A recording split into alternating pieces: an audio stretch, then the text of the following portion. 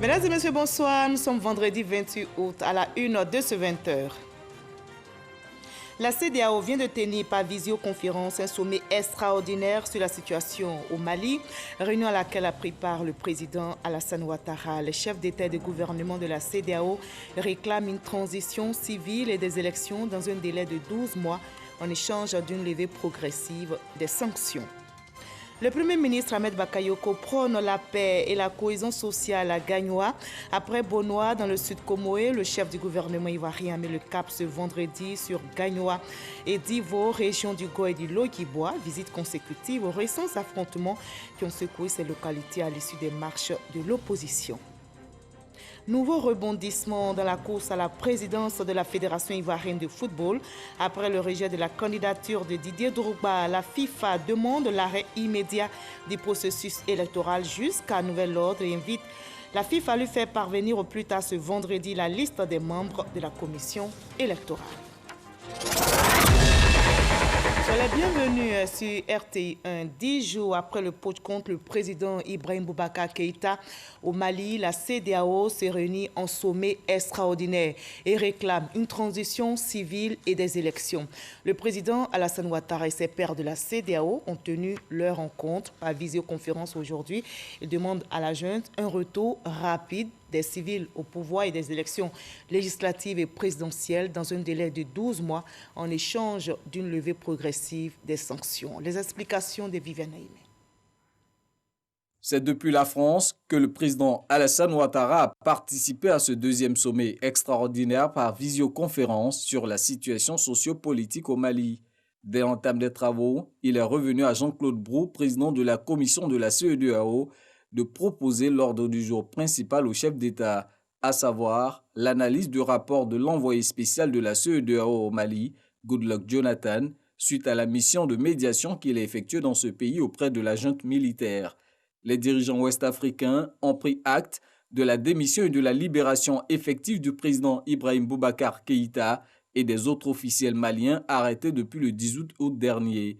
Comme il fallait s'y attendre à l'issue de ce sommet extraordinaire, le président nigérien Mahamadou Issoufou, président en exercice de la CEDEAO, et ses pairs ont arrêté de nouvelles décisions pour sortir le Mali de cette impasse. Il demande aux responsables du CNSP d'engager une transition civile immédiatement en consultation avec la Cour constitutionnelle, les partis politiques et les organisations de la société civile et tous les autres acteurs qui peuvent contribuer à la mise en place d'une solution de sortie de crise. Il décide que cette transition civile doit prendre en compte les éléments suivants. 1. Nomination d'un président de la transition. Cette personnalité civile, reconnue pour ses qualités professionnelles et sa probité intellectuelle et morale, sera chargée de diriger la transition.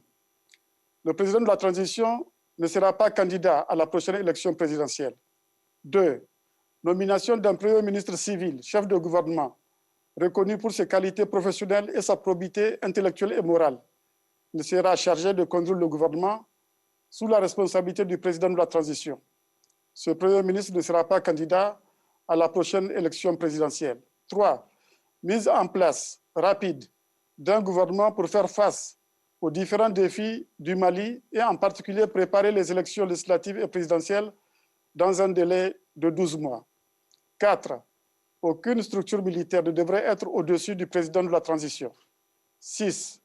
Notre sommet décide que les sanctions énoncées au point 13H et 13I de la déclaration des chefs d'État et de gouvernement du 20 août 2020 seront levées progressivement en fonction de la mise en œuvre des décisions ci-dessus. 7. Il appelle à la finalisation urgente d'un accord sur la transition politique entre la CEDEAO et le Mali et invite l'Union africaine et les Nations unies à endosser cet accord. Le président Mahamadou Issoufou a aussi convié ses homologues à un réexamen de la situation sociopolitique au Mali le 7 septembre prochain. Ce sera lors du 57e sommet ordinaire de la CEDEAO prévu à Niamey, capitale du Niger. Voilà, et c'était le récit de Mahama Traoré. Ici, en Côte d'Ivoire, le Premier ministre Ahmed Bakayoko prône la paix et la cohésion sociale à Gagnoa. Après Bonoa, dans le sud Comoé, le chef du gouvernement ivoirien a mis le cap ce vendredi sur Gagnoa et Divo, région du Go et du Logibwa. Cette visite de terrain est consécutive aux affrontements survenus dans ces localités à l'issue des marches initiées par l'opposition. Ahmed Bakayoko a échangé avec les populations, notamment la jeunesse. Il a invité au vivre ensemble, nous explique Alexis Ouedraogo. Ahmed Bakayoko dans le Gore. Au lendemain des tensions qui ont secoué la localité, le chef du gouvernement est venu écouter tour à tour chefs, femmes, jeunes et victimes des incidents. Cela est vrai que quelques jeunes perturbateurs allument ici et là les mèches de l'incivisme, mais globalement, Gagnoa est arrimé à la République et rien ne nous éloignera de notre quête pour la recherche de la paix qui accompagne le développement. Dans sa bouche, Ahmed Bakayoko a des mots de compassion pour les victimes, mais surtout un message à l'apaisement. Il y a eu des événements assez graves ici à Gagnoa qui ont fragilisé la coexistence pacifique, la cohabitation qu'il y a entre vous. Mais avec le message qu'on vient d'entendre, on est vraiment rassuré. J'ai besoin que vous m'aidiez. Je ne veux pas que ce soit juste une visite. Et puis après, on achète tout, tout revient. Impliquez-vous. Parlons à tout le monde. Et je l'ai dit aussi à Bonoa, que des gens ne viennent pas déstabiliser. À l'endroit des femmes, l'appel est fort. La politique politicienne est venue nous diviser. C'est pourquoi nous demandons à tous les responsables politiques d'arrêter de lancer des mots d'ordre qui divisent nos enfants. Nous sommes fatigués de tout cela. La femme, c'est elle qui porte la vie et donc c'est elle qui doit la protéger. Comme j'ai dit au chef tout à l'heure, il y a la politique. Mais la politique, c'est la politique et le champ de bataille de la politique, c'est les élections, les urnes, les campagnes politiques. Mais après ça, il y a la relation humaine entre les gens. Il ne faut jamais que la politique soit au-dessus de la relation humaine. C'est très important. Et moi, vous savez que c'est un de mes principes. Il y a des gens avec qui je ne suis pas d'accord, mais on se voit, j'ai des visites, ils me visitent et on parle de tout. Des moments de partage que saluent les populations. Les cadres juges qui lancent les mots d'ordre, quand il y a des problèmes, quand il y a des maladies qui arrivent, où sont-ils? Mais c'est pour mettre les enfants des gens dans les rues et puis ils vont se cacher. Quand dans une région, dans un village, il y a des incidents, que les autorités de ces villages-là viennent apporter une compassion à la population, c'est encourageant. Nous disons merci au Premier ministre. Autre lieu, le foyer des jeunes. Tour à tour au pupitre, il déplore la division dans la région.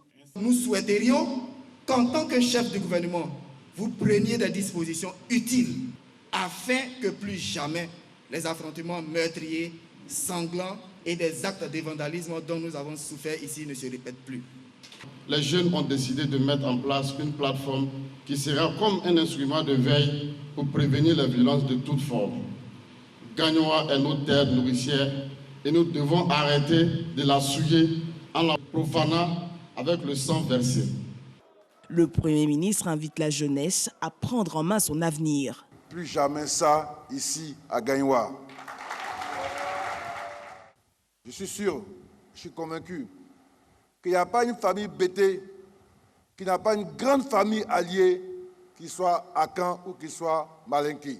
Il n'y a pas un bêté qui n'a pas un ami fort, un ami d'enfance, Djoula ou un Baoulé. C'est ça notre vie, notre réalité.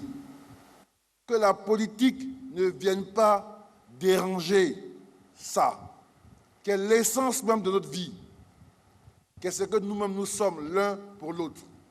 Donc, faisons barrage aux manipulations politiciennes.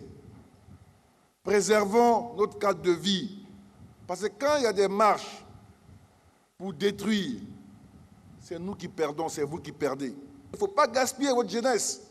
C'est la période de la vie où on fait l'essentiel pour construire son avenir. À ce jour, la région du Gor bénéficie d'un taux de couverture de 98% en électricité. Plus de 200 localités sur les 206 que compte la région et les œuvres de développement restent visibles. Et la paix est aussi célébrée à Divo. Après le Gor, le Premier ministre Ahmed Bakayoko s'est rendu dans le Logui-Bois, précisément à Divo, après les incidents survenus suite aux manifestations de l'opposition. Ahmed Bakayoko a rencontré les chefs traditionnels, les leaders communautaires et de jeunesse. Le chef du gouvernement ivoirien leur a exprimé la compassion et la solidarité du gouvernement et puis les a tous appelés à la paix et au vivre ensemble. Vous aurez les détails de cette rencontre dans nos prochains journaux avec notre reporter Abou Sanogo. On fume aussi le calumet de la paix à Bonois, avant le Gor donc et le Logui-Bois. Le Premier ministre Ahmed Bakayoko était dans le sud Comoé, précisément à Bonois. La ville a été secouée dernièrement, vous le savez, par des affrontements survenus à l'issue des marches de l'opposition. Et le chef du gouvernement est allé exprimer la compassion de la République aux victimes de violences et sensibiliser surtout à la paix, gage de stabilité, de développement. Herman Guivé. Pour sa première sortie officielle, Ahmed Bakayoko, le Premier ministre, choisit Bonois. Un choix loin d'être fortuit car il y a quelques jours, des violences et autres manifestations publiques avaient perturbé la sérénité de la ville.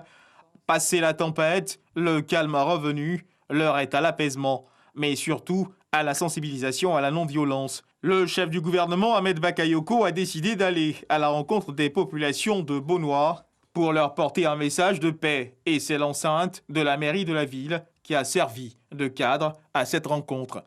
La ville de Bonois, en vous acclamant, Monsieur le Premier ministre, exprime à la fois les sentiments que votre personne lui inspire et les vœux que nous formons tous pour la grandeur et la prospérité de notre pays. Les opérateurs économiques sinistrés me chargent de solliciter auprès de votre Excellence un plan d'aide spécial afin de reprendre leurs activités. De même, nous sollicitons également un soutien pour les blessés. Plus jamais ça à Bonois. La cohésion sociale, un vœu cher à la chefferie traditionnelle de Bonois. Ces tristes événements qui ont jeté l'émoi dans notre paisible cité sont désormais derrière nous. Et la chefferie y travaille au quotidien. Au chef du gouvernement, Ahmed Bakayoko, de prendre la parole. Message à l'endroit des populations et des jeunes en particulier. Chers jeunes, sachez-le, quand nous, les acteurs politiques, quand les hommes politiques, on fait nos arrangements, on fait nos accords politiques, on ne vous appelle pas. Quand c'est bon entre nous, en haut là-bas, on ne vous appelle pas. Mais quand on a quelques accords, c'est là qu'on vous appelle pour que vous puissiez porter par des batailles de rue ces accords. Vous devez dire non à la violence. Vous devez dire non à la manipulation des jeunes. Et je vous demande de garder ça à l'esprit constamment. Je veux que vous soyez solidaires. Nous sommes tous les mêmes enfants de Bonois. Je veux pouvoir compter sur vous les jeunes. Et vous devez tout faire pour que les nouvelles qui viennent de Bonois soient des nouvelles de paix, des nouvelles de cohésion, des nouvelles de vivre ensemble. Ainsi, vous aurez mérité le nom et la fierté de votre région. Le Premier ministre Ahmed Bakayoko a marqué son engagement à soutenir l'autonomisation des jeunes de Bonois par le financement de leurs projets. Et que c'est beau de célébrer la paix. Les filles et fils de la région de Lindéné-Guablin tissent aussi la toile de la paix. Le ministre de la Modernisation, de l'Administration et l'Innovation des Services Publics, Roger Adom, va à la rencontre des populations pour échanger sur la cohésion sociale. Lindéné-Guablin dit non aux violences et oui à la paix, nous dit Herman Niamien. La région de Lindéné-Guablin a connu aussi des troubles ces derniers jours à cause des manifestations de rue initiées par la société civile et certains partis d'opposition qui dénoncent la candidature du président de la République Alassane Ouattara à l'élection présidentielle du 31 octobre prochain. Ces manifestations, il faut le rappeler, ont occasionné de nombreux dégâts matériels et des blessés. Pour appeler à l'apaisement et au calme, Le ministre de la modernisation de l'administration et de l'innovation du service public, lui-même fils de la région, est allé dans le village pour échanger avec la population.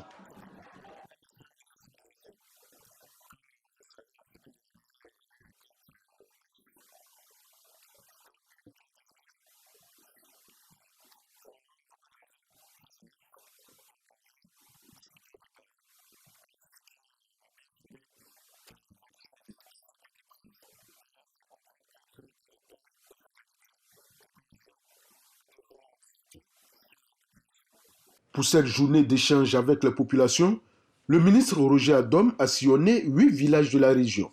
Eboasoué, Sankadiokro, Zenzenou, Zamaka, Yakase Fiassé, Padignan, Apropronou et Kwame Nziankro. Partout où il est passé, les populations ont assuré au ministre Roger Adom qu'elles mettront tout en œuvre pour sauvegarder la paix dans la région. Roger Adom a rappelé que la nouvelle constitution qui institue une nouvelle république en Côte d'Ivoire permet au président Alassane Ouattara de briguer un nouveau mandat. Il a donc donné rendez-vous aux populations dans les urnes pour choisir le meilleur candidat. Les hommes de Dieu apportent aussi leur pierre à l'édifice de la paix dans notre pays. Le consistoire des protestants évangéliques de Côte d'Ivoire a fait une déclaration ce matin même dans la commune de Yopougon. Le consistoire invite toute la classe politique et la société civile à promouvoir la paix dans leurs actes et paroles, surtout en cette période électorale. Écoutons le porte-parole du consistoire, c'est au micro de Grace Kando.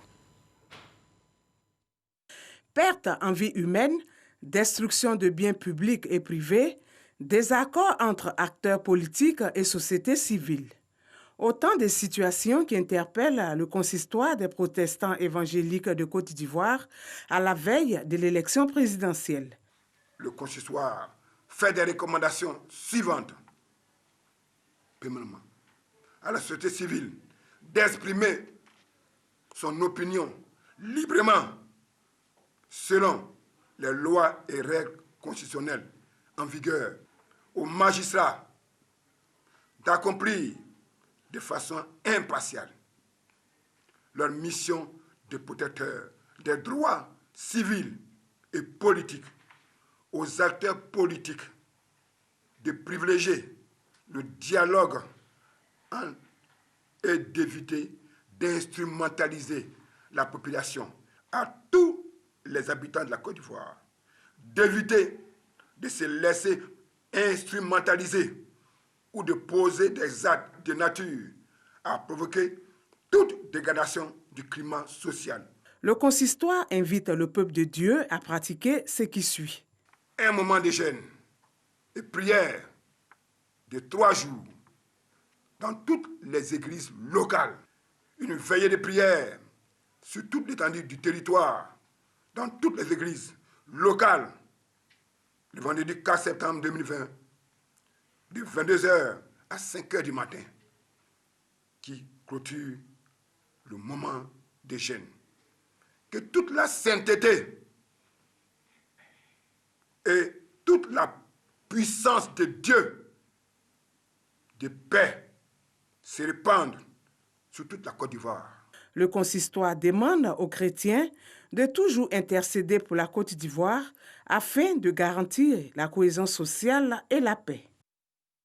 Et dans ce climat de paix, à Yamoussoukro, les sénateurs réunis en commission adoptent des projets de loi. Ils avaient en face d'eux le garde des Sceaux, ministre de la Justice et des Droits de l'Homme, Sanson Kambile. À l'issue de la rencontre, on note que désormais, en termes de succession testamentaire, médecins, pharmaciens, infirmiers et autres ne peuvent plus hériter d'un patient dont ils sont responsables. Kadé Sogodogo. La Commission des affaires générales, institutionnelles et des collectivités territoriales du Sénat reprend du service. Elle reçoit un émissaire du président de la République, le garde des Sceaux, ministre de la Justice et des Droits de l'Homme, Sanson Kambile. Le ministre était porteur de 4 projets de loi, 3 ratifications. La première vient pour la mise à jour de la période de 2 mois qui courait à partir du 23 mars 2020, portant suspension des délais en matière de procédures judiciaires et administratives du fait de la Covid-19. La deuxième ratification amène la Côte d'Ivoire à poursuivre ses efforts de réforme dans le secteur de la justice avec l'obligation au greffier en chef de délivrer la grosse d'une décision rendue dans un délai de 3 jours après l'enregistrement pour accélérer son exécution. La troisième et dernière ratification vient proroger le mandat des membres de la haute autorité pour la bonne gouvernance, autre que le président, jusqu'au 31 décembre 2020. Relativement aux libéralités, du nouveau pour la succession. Ce nouveau projet de loi introduit des innovations, de sorte qu'il y a une distinction à faire en ce qui concerne les donations entre les biens meubles et les biens immeubles. Pour les biens immeubles, l'acte authentique est exigé pour une donation de biens immeubles. Pour les biens mobiliers, c'est-à-dire les meubles, l'acte sous seing privé est requis, mais il doit être dûment authentifié. Des limites également dans la succession. Ce nouveau projet de loi assure une meilleure protection aux parties et à leurs héritiers. Ainsi, les médecins, le personnel soignant, les pharmaciens qui assistent et soignent une personne d'une maladie pour laquelle cette personne décède ne peuvent pas recevoir de donation ou de libéralité de cette personne. Et cette interdiction est étendue au ministre du culte et aux notaires. Autre innovation, c'est les testaments, en ce qui concerne les testaments. Dorénavant, on a la possibilité de saisir 2 notaires à la fois pour le testament par acte public. Et lorsque vous saisissez 2 notaires à la fois, ce testament que vous déposez est dispensé de l'authentification par le président du tribunal. Cela est requis lorsque le testament par acte public est fait devant un seul notaire. Prochain émissaire du président de la République au Sénat, Niale Kaba, ministre du Plan et du Développement. Et pas trop loin de Yamsokro, Toumodi, Tiebissou, Didiévi. Ces localités bénéficient de travaux de bitumage. Au total, 10 km de bitume à réaliser dans chacune de ces communes. Le ministre de l'Équipement et de l'Entretien routier, Amédée Kofi Kwaku, a procédé cette semaine à Didiévi au lancement des travaux et il se déroule en 2 phases, dont la première porte sur le bitumage d'environ 3 km de route par commune. Léon Bro. Didiévi, ville aux multiples symboles, notamment berceau du père fondateur de la nation selon ses habitants. Cependant, il a fallu le président Alassane Ouattara pour désenclaver cette localité par la route Tiebissou-Didiévi. Sinon, aucune couche de bitume dans cette commune. Quand il y a la saison sèche, il y a beaucoup de poussière.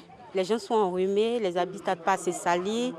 En tout cas, il y a la poussière. C'est seulement quand il pleut à Didiévi, seulement on n'arrive pas à marcher à Didiévi ici, parce que partout c'est la boue. Ce tableau de la voirie de Didiévi, aussi celui de la commune voisine de Tiebissou. Ces coups de perle des émissaires du gouvernement, donc pour améliorer l'état des routes. En première phase, 3 km de bitume pour Didiévi et environ 3,5 autres kilomètres pour Tiebissou. Si on tient compte du linéaire de ce projet et de ce qui est prévu par l'État lui-même, nous allons donc au total avoir une dizaine de kilomètres donc à Tiebissou et une dizaine de kilomètres à Didiévi. Nous avons exhorté l'entreprise qui va réaliser les travaux, la mission de contrôle, le maître d'ouvrage délégué, l'AGEROUTE, donc a fait un suivi strict donc, de ces travaux-là, parce que le président de la République et le Premier ministre tiennent donc à la qualité des travaux. Dans 6 mois, changement de visage de Tiebissou et Didiévi avec le bitume. Investissement d'ensemble, environ 2,4 milliards de francs CFA. Les 2 départements verront aussi le reprofilage de leurs routes, soulagement pour les populations. Le chef de l'État, son Excellence Alassane Ouattara, a promis à la population de Tiebissou, au peuple du Kiwi, quelques kilomètres pour permettre l'évacuation des produits. Aujourd'hui, c'est chose faite. C'est un ouf de soulagement pour les populations de Tiebissou. C'est un rêve qui se réalise. Nous l'avons dit, Didiévi, c'est une ville remplie de symboles. Mais jusqu'à présent, notre ville manquait d'infrastructures. La route qui arrive, c'est l'économie qui sera totalement transformée. Ce sont des opportunités qui vont s'ouvrir pour cette ville. C'est l'occasion aussi de dire merci à Monsieur le Président de la République, son Excellence, M. Alassane Ouattara. Amélioration des routes urbaines et renforcement des routes rurales de Didiévi et Tiébissou sont aussi prévus d'autres investissements, notamment dans l'éducation, l'hydraulique, la santé. Un acharnement du chef de l'État pour l'épanouissement de ses concitoyens, annonce toujours le ministre Amédée Kouakou, qui invite à faire confiance au président Alassane Ouattara. Voilà, et la Côte d'Ivoire en marche pour son développement reste mobilisée au plan sanitaire contre le coronavirus. Le pays mise sur la sensibilisation.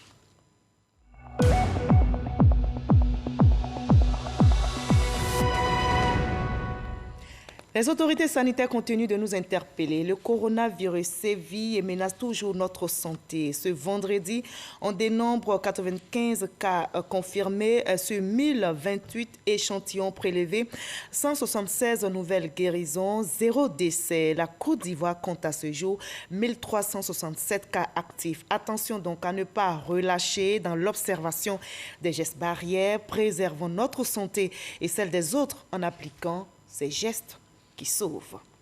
Et le port du masque obligatoire se généralise peu à peu dans les grandes villes en France pour enrayer la progression du Covid-19.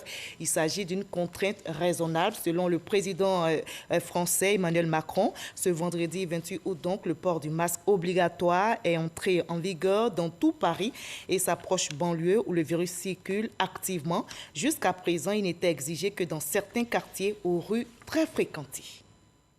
Ici en Côte d'Ivoire, la présidentielle, c'est dans près de 2 mois et les candidats se succèdent à la commission électorale pour le dépôt de leur dossier. L'UDPCI est dans la course. L'Union pour la démocratie et la paix de Côte d'Ivoire choisit Albert Mabry Touakeus comme son candidat à la prochaine élection présidentielle. Albert Mabry Touakeus vient d'être investi justement par ses militants pour défendre les couleurs de son parti le 31 octobre prochain. Konaté Moussa. 10 ans après sa première participation à l'élection présidentielle, Albert Mabry Touakeus est cette année encore engagé dans la course pour le fauteuil présidentiel. Il est investi candidat de son parti, l'UDPCI, à la grande satisfaction de ses militants. Ce que nous avons sémé depuis la naissance de ce parti, aujourd'hui nous sommes tout heureux de constater que nous sommes en train d'investir notre candidat, notre champion pour les élections présidentielles d'octobre 2020. Je voudrais dire que c'est avec beaucoup de gens que la jeunesse est mobilisée pour accompagner le président Mabry. C'est le candidat qui va apporter un plus à la Côte d'Ivoire. C'est le candidat capable de réconcilier tous les Ivoiriens parce que chacun sait que le président Mabry, c'est un homme au bon ton, c'est un homme qui a foi en Dieu et il est travailleur. Donc il peut vraiment apporter le vrai changement. C'est un jour mémorable et nous voulons dire merci à Dieu. Merci aux militants, mais merci aux Ivoiriens qui nous font confiance, qui font confiance aux candidats. Et dans quelques jours, vous verrez que la Côte d'Ivoire va changer. Parce que les Ivoiriens veulent le changement. Avec l'onction de ses militants, Albert Mabry Touakeus se dit confiant pour la conquête du pouvoir. Vous venez de me mettre en mission pour bâtir la nation. J'accepte dans cette mission de bon cœur. Avec vous, pour vous, je veux bâtir la nation ivoirienne. Je veux rendre à mon pays tout ce qu'il m'a donné de bon, de bien et de grand. Je veux être l'ami de tous et l'ennemi de personne. Je veux être le pont entre les générations et entre les peuples. Je veux être celui qui sera le trait d'union entre tous les Ivoiriens. Par-delà leurs différences ethniques, culturelles, politiques, géographiques et religieuses. Oui, je promets d'être le président du rassemblement et de l'apaisement. Après cette investiture, le dépôt des dossiers de candidature d'Albert Mabry Touakeus à la commission électorale indépendante est prévu ce week-end. Et lui, il est le candidat de la voix des sans-voix. Théophile Soko Ouaza était à la commission électorale indépendante. Il a remis justement sa candidature à l'équipe de la commission électorale indépendante. Sidonie Davila pour le reportage. Le troisième candidat de la mi-journée se nomme Théophile Soko Ouaza. Son organisation, c'est la 4e voie, la voie des sans-voix. L'expert financier est dans l'arène politique depuis 2008 et il y a pris goût. Après plusieurs élections locales, il décide cette année de s'essayer à l'élection présidentielle en déposant son dossier de candidature à la CEI. Nous ne sommes pas d'accord pour la politique de la chaise vide. Nous ne sommes pas d'accord pour les violences, nous ne sommes pas d'accord pour les guéguerres. La Côte d'Ivoire a trop souffert. Nous avons décidé de porter nos candidatures pour encourager les Ivoiriens et les Ivoiriennes à s'inscrire dans le processus électoral. Pour Théophile Soko-Waza, également manager d'organisation, la réception de son dossier de candidature marque un tournant décisif pour son parti, la 4e voie, la voie des sans-voix. Il se nomme Benjamin Bessi, le candidat indépendant à la présidentielle d'octobre prochain et son dossier a été réceptionné aujourd'hui même par la CEI. Le reportage est signé Sidonie Davila. Le patron d'une entreprise chocolatière française en Côte d'Ivoire, Benjamin Mbouke Bessi, est candidat à la candidature à la présidentielle 2020. Son staff à ses côtés, il procède au dépôt de son dossier de candidature au siège de la commission électorale indépendante. Un acte important pour la suite du processus. J'ai été accueilli avec beaucoup de professionnalisme et notre dossier de candidature a été réceptionné avec un récépissé qui nous a été délivré. Les jours vont s'accélérer et comme je le disais tantôt, j'ai hâte d'être avec vous, d'être aux côtés de vous, chers Ivoiriens, vous apporter de la joie de vivre et regarder l'avenir dans la paix. Je voudrais aussi profiter de cette tribune pour adresser un message particulier à nos représentants sur le terrain pour le gros travail qui a été abattu, qui nous ont permis d'obtenir tous les parrainages requis et compléter notre dossier de candidature. À l'issue de sa rencontre avec l'équipe de la CEI, la joie de ses sympathisants.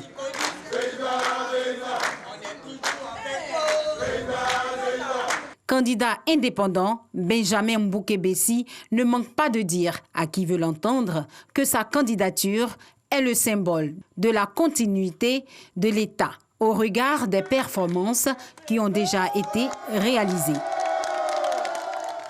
Tokpa Mempleu fait partie aussi des candidats indépendants. Voyons le dépôt de ces dossiers avec notre reporter Éric Goré. Tokpa Mempleu Félix fait son entrée dans les locaux de la commission électorale indépendante CEI. Inconnu du grand public jusqu'à cette date, il crève aujourd'hui l'écran des télévisions nationales et fait la une des journaux pour avoir fait acte de candidature. À son arrivée à la commission électorale indépendante, le candidat est séduit par l'accueil et il l'avoue.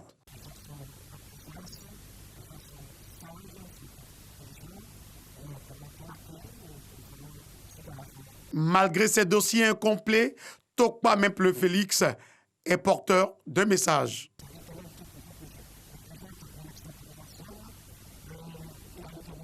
Le candidat indépendant est confiant et compte créer la surprise.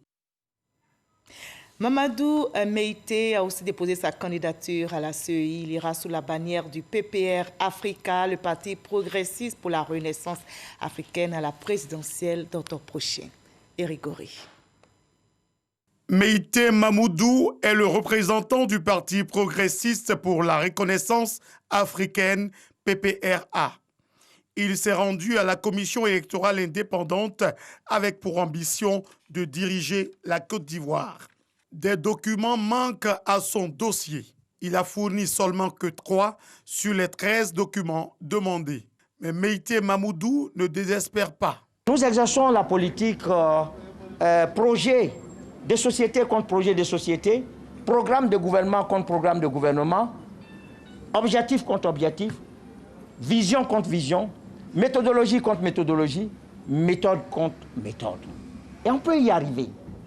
Le candidat de PPRA entend changer la Côte d'Ivoire une fois aux affaires.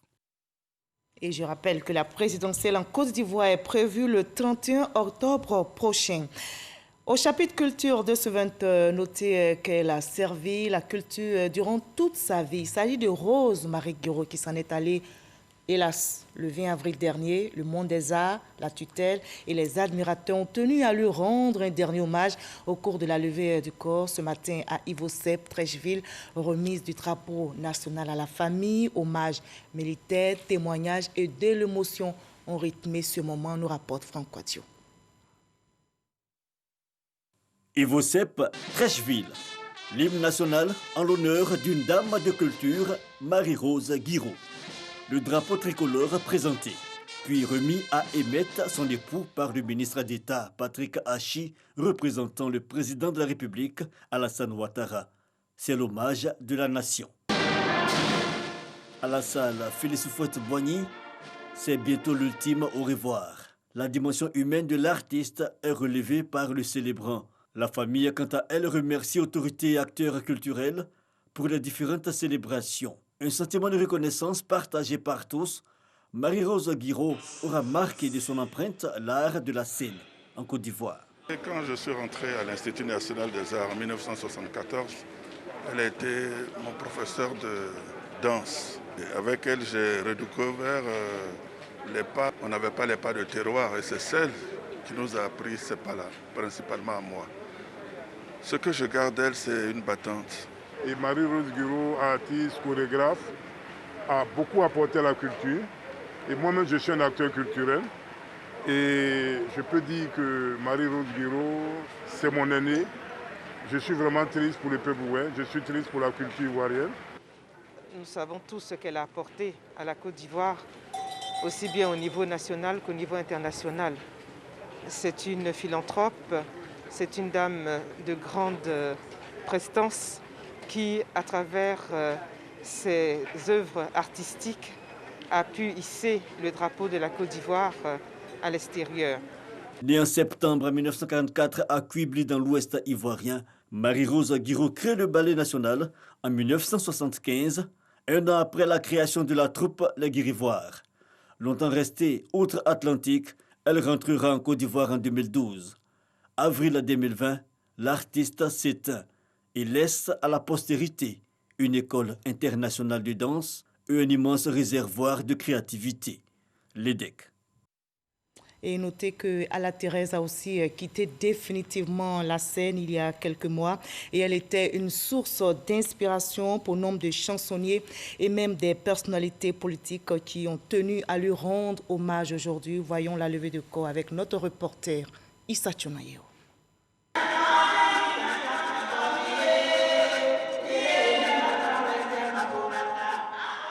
Chant d'hommage de plusieurs artistes, procession pour la présentation des condoléances.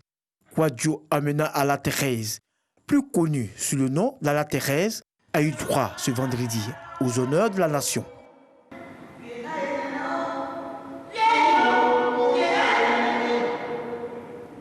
Tour à tour, les ministres Raymond Goudou Kofi, Kandia Kamara, Dan Paulin Claude, artistes et connaissances se sont inclinés sur la dépouille de l'illustre disparu. Ancrée dans l'art traditionnel baoulé et femme multidimensionnelle, Alla Thérèse a porté la musique traditionnelle moderne en Côte d'Ivoire. Un talent reconnu par les personnalités et artistes.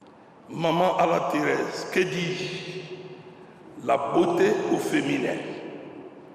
La cantatrice venue des savanes ancestrales baoulées, aux pieds nus, aux pagnes nouées à la poitrine, à la coiffure à coraux coffier, sera toujours vivante avec ses chansons cultes qu'elle nous laisse.